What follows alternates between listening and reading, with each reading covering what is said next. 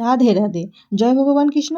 আগামী সোমবার 15ই ডিসেম্বর অগ্রহায়ণ মাসের শেষ এবং অন্যতম তিথি সফলা একাদশী।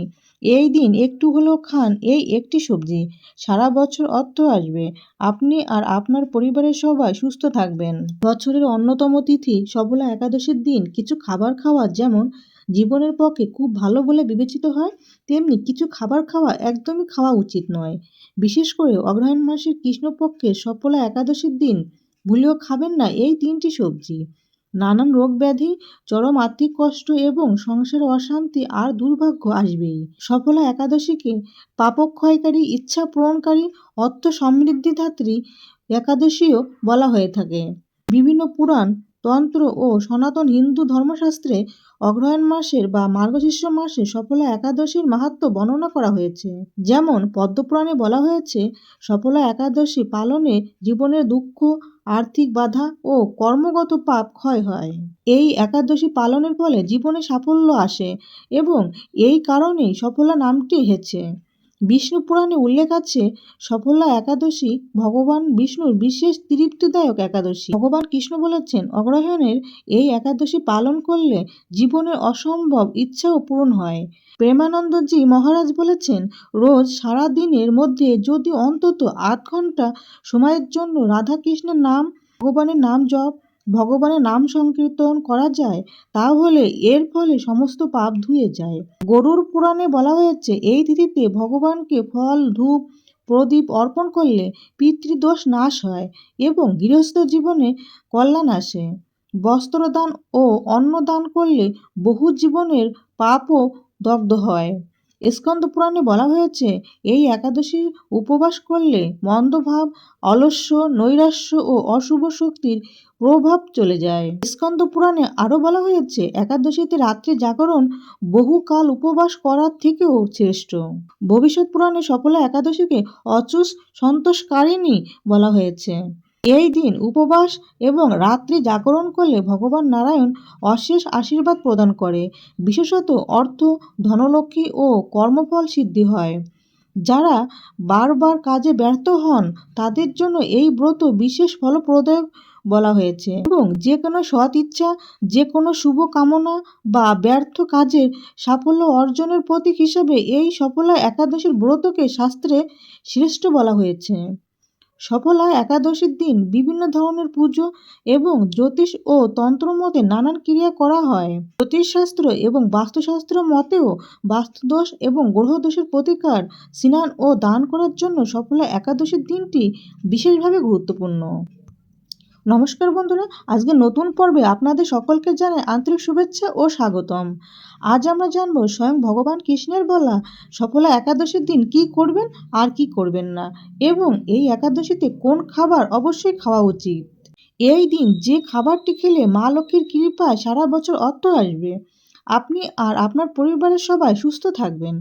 এর পাশাপাশি আমরা জেনে নেব এই দিন কোন খাবার খাওয়া উচিত নয়, বিশেষ করে এই দিন কোন 3টি সবজি খাওয়া একদমই উচিত নয়।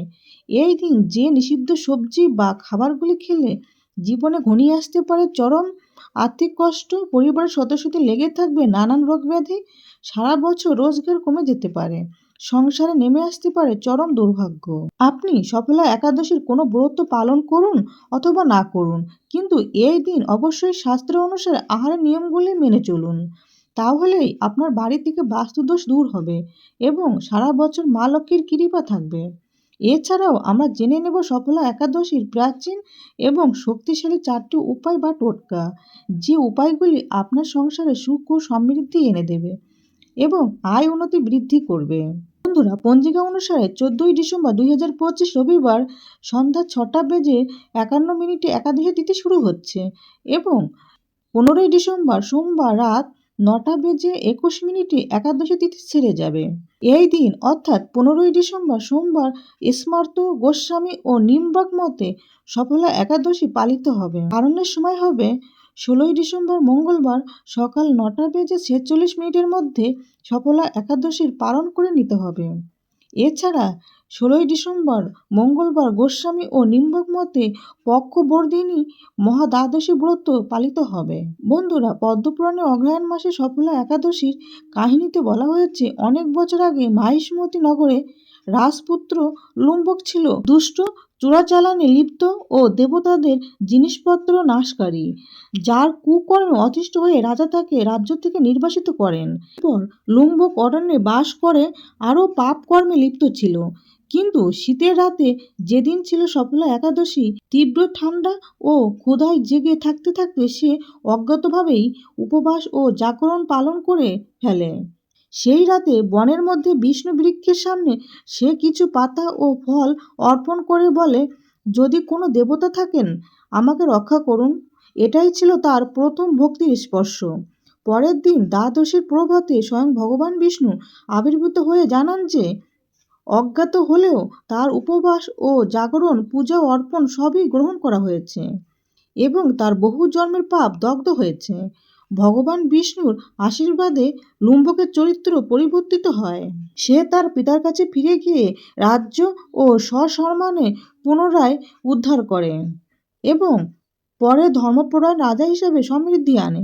এই কারণে একে সফলা বলা হয়, কারণ এতে জীবনের ব্যর্থতা, পাপ ও অন্ধকার দূর করে, সত্যিকারের সাফল্য এনে দেয়। বন্ধুরা, এই দিনে নিষিদ্ধ সবজিগুলির মধ্যে প্রথমে যেটি কথা বলবো সেটি হলো সর্ষে শাক এবং পুঁই শাক। বিজ্ঞান বলছে, খাদ্যগুণে ভরা সর্ষে শাক আর পুঁই শাকে ভিটামিন ও মিনারেল থাকে, কিন্তু এই দুটি শাক খেতে সুস্বাদু হলেও শাস্ত্র মতে এগুলি তামসিক খাবার এবং প্রচুর পরিমাণে নেগেটিভ শক্তিকে আকর্ষণ করে। বৈজ্ঞানিক মতে এই সময়টাতে সর্ষে এবং পুঁই শাকে ছোট ছোট পোকা ও রোগ জীবাণু জন্মায়। তাই সফলা একাদশীর দিন বাড়িতে সর্ষে শাক বা পুঁই শাক রান্না করবেন না এবং তা কোনোভাবেও খাবেনও না। এছাড়া কোনো প্রকার নেশাজাতীয় কোনো খাবার এই দিন গ্রহণ করবেন না। সফলা একাদশী ব্রত পালনের সময়ে চা, বিড়ি, সিগারেট, পান, কফি, মদ ইত্যাদি নেশাজাতীয় খাবার না খাওয়াই ভালো। বন্ধুরা, এই দিনে দ্বিতীয় নিষিদ্ধ সবজিটি হলো বেগুন। সফলা একাদশীর দিন বেগুন পোড়া, বেগুন ভাজা, বেগুনি অথবা বেগুন দিয়ে তৈরি কোনো তরকারি বা রান্না করা কোনো খাবার খাবেন না। সফলা একাদশীর দিনে বেগুন খেলে ভক্তির ভাব দুর্বল হয়, কারণ বেগুন তামসিক প্রকৃতির খাদ্য, যা আপনার মনকে ভারী করে তোলে। এই দিন বেগুন খেলে মানুষের শরীরে তামসিক গুণ বৃদ্ধি করে এবং নেগেটিভ এনার্জিকে আকর্ষণ করে। এছাড়াও এই দিন আমিষ খাবার যেমন মাছ, মাংস, ডিম, পেঁয়াজ, রসুন, মুসুরির ডাল ইত্যাদি তামসিক আহার এড়িয়ে চলুন। বন্ধুরা, সফলা একাদশীর ব্রত পালনের নিয়ম অনুযায়ী ভোরে স্নান করে পবিত্র মনোভাব নিয়ে ব্রতের সংকল্প গ্রহণ করতে হয় এবং সারাদিন পবিত্রতা, অহিংসা ও সত্য আচরণ বজায় রেখে উপবাস পালন করা সবচেয়ে ভালো। এবং আপনার ইচ্ছা অনুযায়ী নির্জলা ও ফলাহার করে বা কিছু তরল খাদ্য অথবা একাদশীর প্রসাদ গ্রহণ করে উপবাস করা যায়। ঘরে রাধাকৃষ্ণের মূর্তি বা বিষ্ণু মূর্তি বা নারায়ণের ছবি স্থাপন করে গঙ্গার জল, তিল, ফুল, ধূপ, প্রদীপ, তুলসী পাতা ও নৈবেদ্য নিবেদন করতে হয় এবং বিষ্ণুর সহস্রনাম, বিষ্ণু গায়ত্রী মন্ত্র, নারায়ণ কীর্তন, ভগবানের নাম স্মরণ, নাম সংকীর্তন করা শুভ বলে ধরা হয়। এই তিথিতে বিশেষভাবে রাত্রে জাগরণ অত্যন্ত ফলপ্রদায়ক। রাতে প্রদীপ জ্বালিয়ে কীর্তন, জপ, নাম সংকীর্তন ধর্মকথা শ্রবণের মাধ্যমে সময় কাটানো স্বাস্থ্যসম্মত। দেহ ও মনকে অপবিত্র করে এমন কোনো আচরণ এই দিন পরিহার করতে হয়। পরের দিন দ্বাদশীর প্রভাতে পুনরায় স্নান করে ভগবানের পুজো সম্পূর্ণ করে নির্দিষ্ট সময়ের মধ্যে পালনের মাধ্যমে ব্রত ভঙ্গ করতে হয় এবং ব্রাহ্মণ, গরিব, অবলা জীবজন্তুদের সাধ্যমতো অন্ন, বস্ত্র, ফলমূল বা দক্ষিণা প্রদান করা ব্রতের অপরিহার্য অংশ, কারণ দান ছাড়া এই ব্রত অসম্পূর্ণ বলে মনে করা হয়। এইভাবেই সফলা একাদশী পালন করলে পাপ ক্ষয়, মানসিক শান্তি ও সৌভাগ্য ও কর্মসিদ্ধি বিশেষ কৃপা লাভ হয়। তবে একাদশীর দিনে পঞ্চরবি শস্য যেমন চাল, গম, যব, মুগ ইত্যাদি বর্জন না করলে ব্রতের ফল নষ্ট হয়। কিন্তু একাদশীতে বিভিন্ন ধরনের ফল যেমন পানি ফল, আনারস, কমলালেবু, কলা, আপেল, পাকা পেঁপে এবং দুধ, ছানা, সন্দেশ, ঘি, আলু, গোলমরিচ, সামা চাল, সিংহারার আটা বা পানির ফলের আটার তৈরি খাবার গ্রহণ করা যায়। এই দিন ভোগ প্রসাদ রান্না করার সময়ে সাধারণ লবণের পরিবর্তে সন্দক লবণ এবং সরিষার তেলের পরিবর্তে ঘি ব্যবহার করা উচিত। বন্ধুরা, একাদশীর মূল উদ্দেশ্য কেবলমাত্র খাদ্য সংযম নয়, বরং দিনভর ভগবানের নাম জপ, তার ধ্যান, শাস্ত্র পাঠ ও কীর্তন করা উচিত। কারণ নাম সংকীর্তনই সর্বোত্তম সাধনা। তবে এই দিন কলহ, পরনিন্দা, পরচর্চা, মিথ্যা কথা বলা, ক্রোধ, ঈর্ষা ও সহবাস সম্পূর্ণরূপে বর্জনীয়। বন্ধুরা, সফলা একাদশীর দিন শাস্ত্র অনুসারে তৃতীয় যে নিষিদ্ধ সবজিটি খেতে নিষেধ করা হয়েছে সেটি হলো শিম। এই দিন বাড়িতে কখনোই শিম রান্না করবেন না। শাস্ত্র মতে এই দিন শিম আপনার বাড়িতে নেগেটিভ শক্তিকে আকর্ষণ করে। পরিবারের কোনো সদস্যই এই দিন শিম খাবেন না। এই দিন শিম খেলে বাড়িতে অসুস্থতা লেগেই থাকবে। সুতরাং সফলা একাদশীর দিন কোনোভাবে শিম ভাতে বা শিমের কোনো তরকারি মুখে তুলবেন না। তারা সফলা একাদশীর দিন চুল দাড়ি কাটা তথা ক্ষৌরকর্ম ও নখ কাটা নিষিদ্ধ। বন্ধুরা, সফলা একাদশীর দিন কোন খাবার সবাইকে খেতে হয় সেটা জানার আগে খুব দ্রুত আমরা জেনে নেব সফলা একাদশীর 4টি বিশেষ এবং শক্তিশালী উপায় বা টোটকা। যে বিশেষ উপায়গুলি করলে আপনার সংসারে সুখ ও সমৃদ্ধি আসবে। প্রথম উপায়টি হলো সফলা একাদশীর রাতে একটি মাটির প্রদীপ তুলসী গাছের নিচে জ্বালিয়ে রাখুন। পরের দিন দ্বাদশীর ভোরে সেই প্রদীপের সলতের সামনে ওম নারায়ণ নমঃ 11 বার জপ করলে কর্মে স্থিরতা আসে ও অর্থের প্রবাহ বৃদ্ধি পায়। দ্বিতীয় উপায়টি হলো এই দিন সফলা একাদশীর পুজোয় ভগবান বিষ্ণুকে এক মুঠো ধান ও একটি ফল নিবেদন করুন। বিশেষত মিষ্টি ফল হলে ভালো হয় এবং দ্বাদশীতে সেই ধান অর্থ মা লক্ষ্মীর কৃপা স্বরূপ মানিব্যাগে বা আলমারিতে রেখে দেওয়া অত্যন্ত শুভ। তৃতীয় উপায়টি হলো আয় ও সমৃদ্ধির জন্য সফলা একাদশীর রাতে 108 বার শ্রীলক্ষ্মীর বীজ মন্ত্র জপ করা অত্যন্ত ফলপ্রদ বলে ধরা হয় ও আয়ের স্থিতিশীলতা বাড়ে।